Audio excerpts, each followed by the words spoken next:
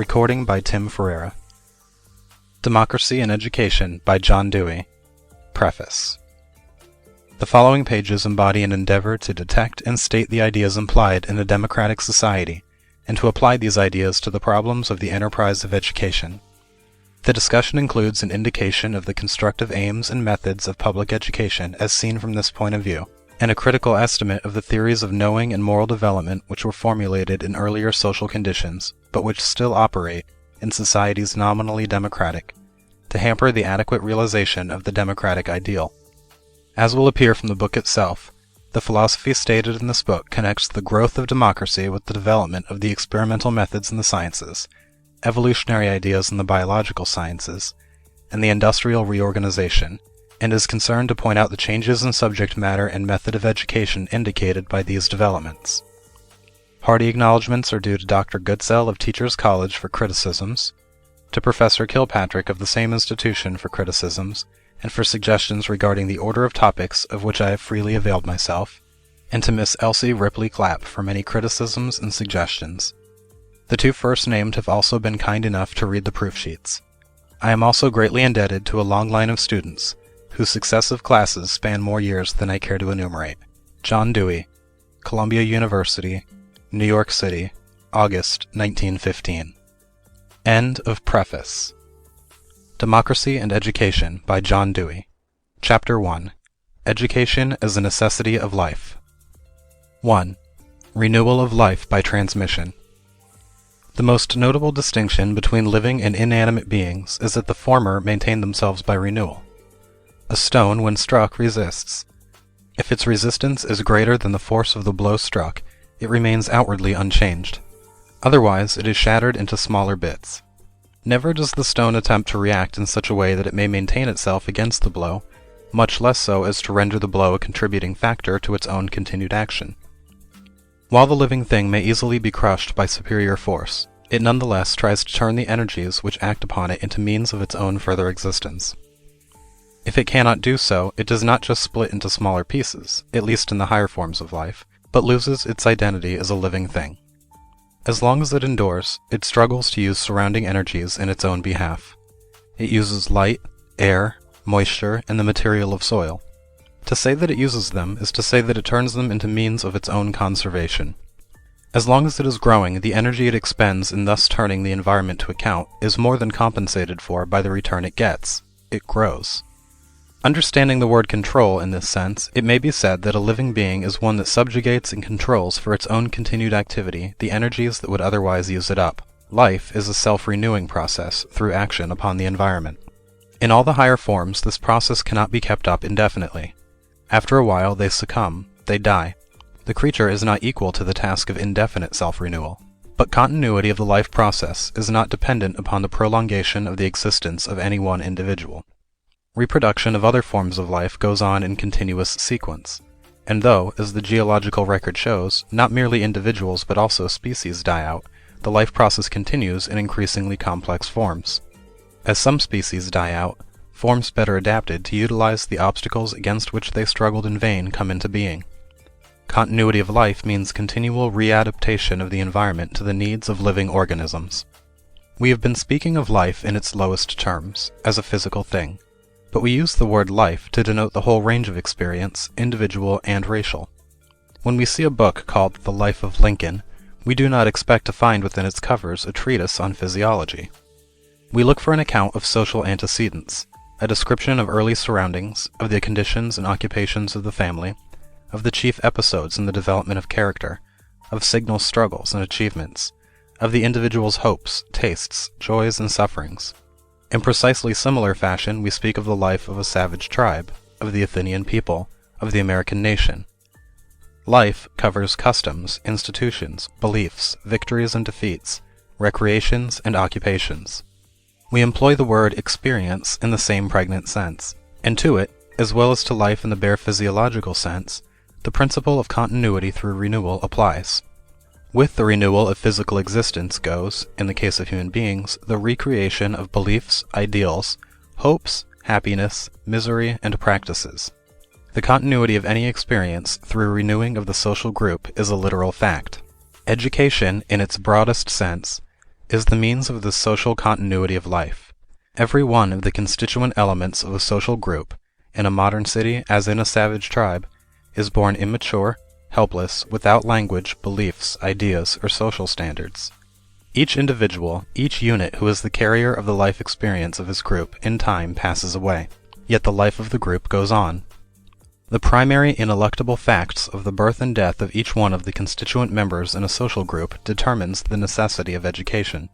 On one hand, there is the contrast between the immaturity of the newborn members of the group, its future sole representatives, and the maturity of the adult members, who possess the knowledge and customs of the group. On the other hand, there is the necessity that these immature members be not merely physically preserved in adequate numbers, but that they be initiated into the interests, purposes, information, skill, and practices of the mature members, otherwise the group will cease its characteristic life.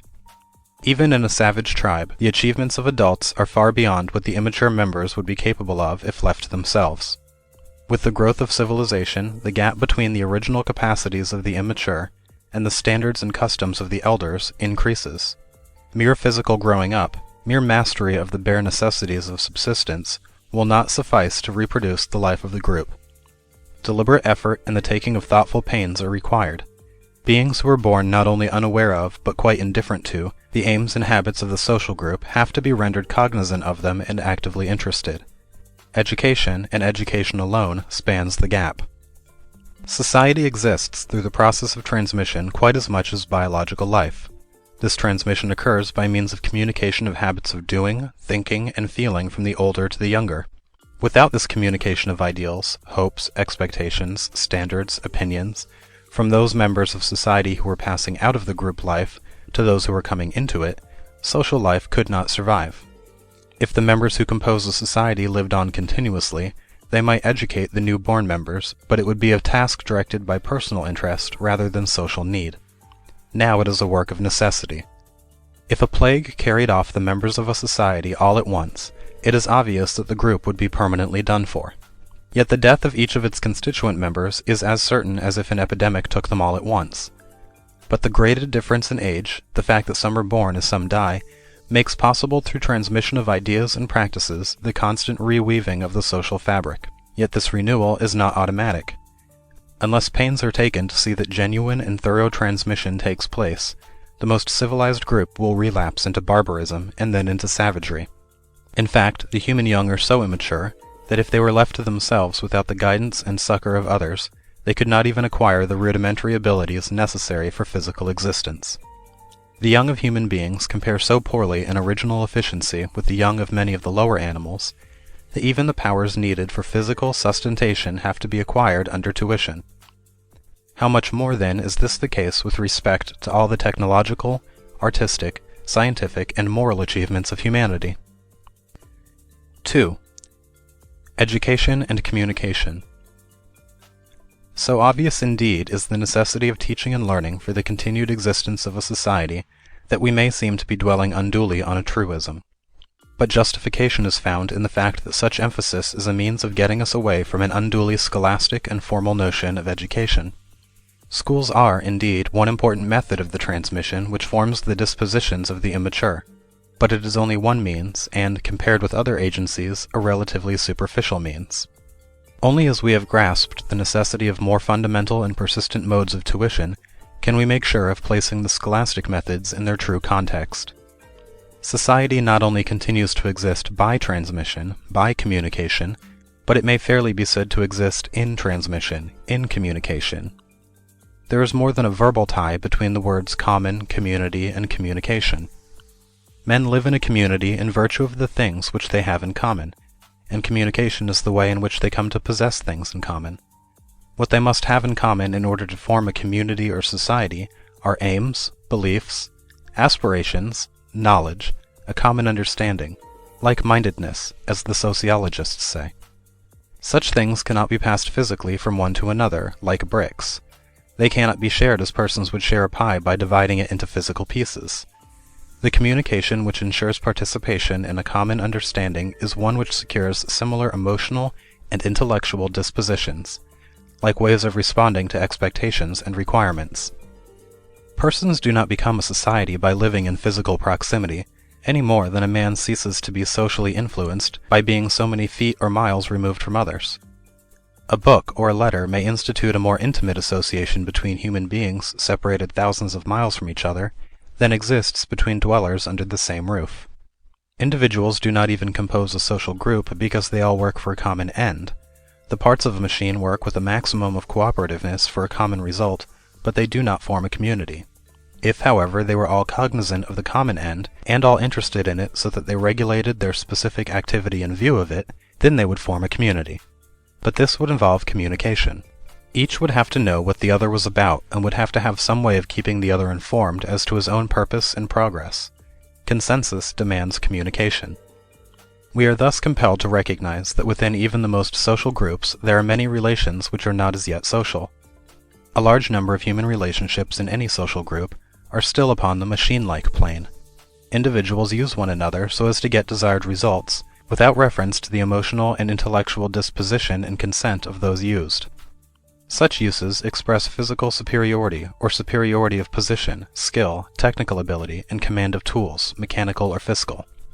So far as the relations of parent and child, teacher and pupil, employer and employee, governor and governed, remain upon this level, they form no true social group, no matter how closely their respective activities touch one another. Giving and taking of orders modifies action and results, but does not of itself effect a sharing of purposes, a communication of interests. Not only is social life identical with communication, but all communication, and hence all genuine social life, is educative. To be a recipient of a communication is to have an enlarged and changed experience. One shares in what another has thought and felt, and in so far, meagerly or amply, has his own attitude modified. Nor is the one who communicates left unaffected. Try the experiment of communicating, with fullness and accuracy, some experience to another, especially if it be somewhat complicated, and you will find your own attitude toward your experience changing. Otherwise you resort to expletives and ejaculations. The experience has to be formulated in order to be communicated. To formulate requires getting outside of it, seeing it as another would see it, considering what points of contact it has with the life of another, so that it may be got into such form that he can appreciate its meaning. Except in dealing with commonplaces and catchphrases, one has to assimilate, imaginatively, something of another's experience in order to tell him intelligently of one's own experience. All communication is like art. It may fairly be said, therefore, that any social arrangement that remains vitally social, or vitally shared, is educative to those who participate in it. Only when it becomes cast in a mold and runs in a routine way, does it lose its educative power. In final account, then, not only does social life demand teaching and learning for its own permanence, but the very process of living together educates. It enlarges and enlightens experience. It stimulates and enriches imagination. It creates responsibility for accuracy and vividness of statement and thought. A man really living alone mentally as well as physically, would have little or no occasion to reflect upon his past experience, to extract its net meaning. The inequality of achievement between the mature and the immature not only necessitates teaching the young, but the necessity of this teaching gives an immense stimulus to reducing experience to that order and form which will render it most easily communicable and hence most usable. 3. The place of formal education. There is, accordingly, a marked difference between the education which everyone gets from living with others, as long as he really lives instead of just continuing to subsist, and the deliberate educating of the young. In the former case, the education is incidental. It is natural and important, but it is not the express reason of the association. While it may be said, without exaggeration, that the measure of the worth of any social institution, economic, domestic, political, legal, religious, is its effect in enlarging and improving experience, yet this effect is not a part of its original motive, which is limited and more immediately practical. Religious associations began, for example, in the desire to secure the favor of overruling powers and to ward off evil influences. Family life in the desire to gratify appetites and secure family perpetuity. Systematic labor, for the most part, because of enslavement to others, etc.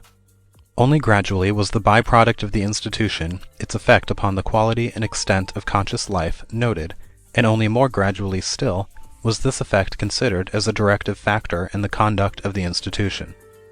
Even today, in our industrial life, apart from certain values of industriousness and thrift, the intellectual and emotional reaction of the forms of human association under which the world's work is carried on receives little attention as compared with physical output.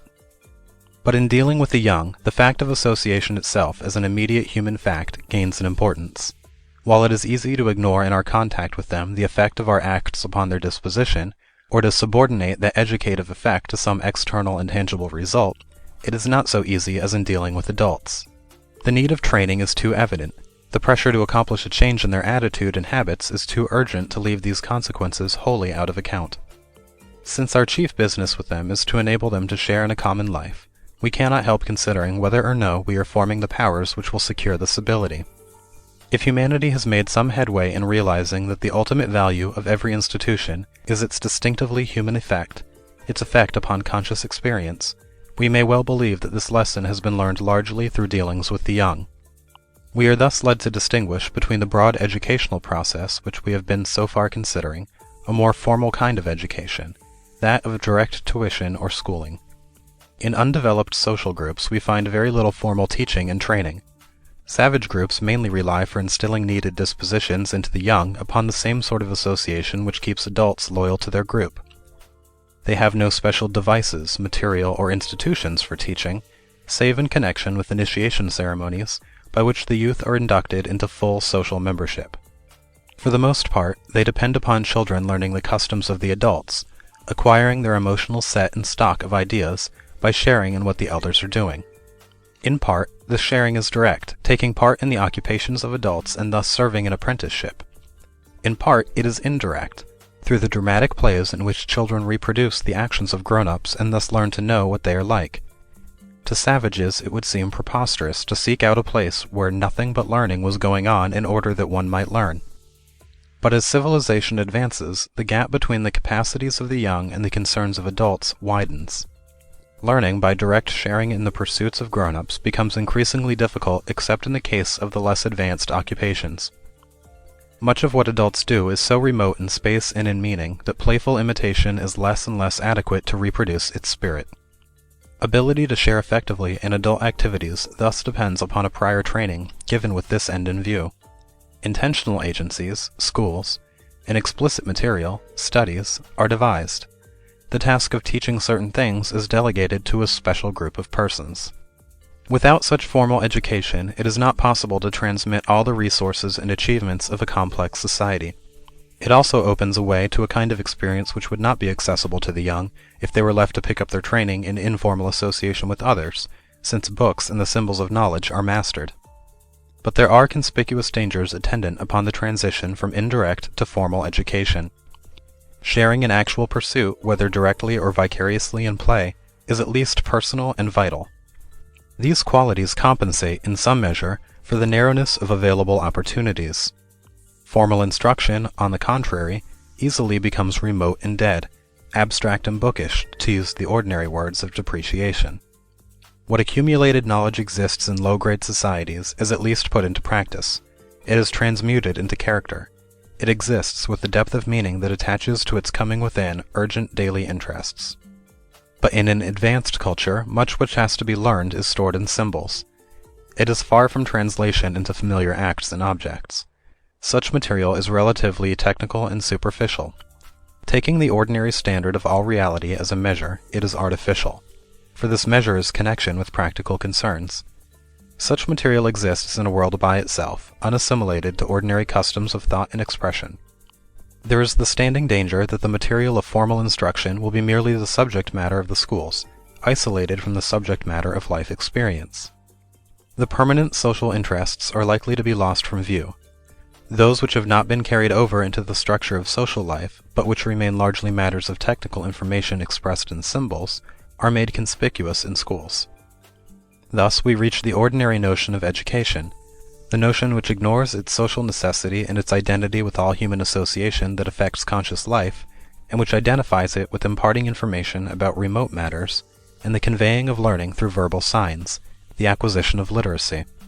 Hence, one of the weightiest problems with which the philosophy of education has to cope is the method of keeping a proper balance between the informal and the formal, the incidental and the intentional modes of education.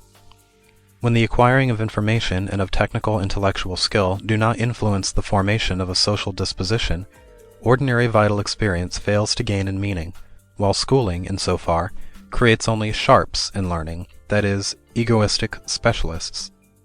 To avoid a split between what men consciously know because they are aware of having learned it by a specific job of learning, and what they unconsciously know because they have absorbed it in the formation of their characters by intercourse with others, becomes an increasingly delicate task with every development of special schooling. Summary. It is the very nature of life to strive to continue in being. Since this continuance can be secured only by constant renewals, life is a self-renewing process. What nutrition and reproduction are to physiological life, education is to social life. This education consists primarily in transmission through communication. Communication is a process of sharing experience till it becomes a common possession. It modifies the disposition of both the parties who partake in it. That the ulterior significance of every mode of human association lies in the contribution which it makes to the improvement of the quality of experience is a fact most easily recognized in dealing with the immature. That is to say, while every social arrangement is educative in effect, the educative effect first becomes an important part of the purpose of the association in connection with the association of the older with the younger. As societies become more complex in structure and resources, the need of formal or intentional teaching and learning increases. As formal teaching and training grow in extent, there is the danger of creating an undesirable split between the experience gained in more direct associations and what is acquired in school. This danger was never greater than at the present time, on account of the rapid growth in the last few centuries of knowledge and technical modes of skill. End of chapter 1.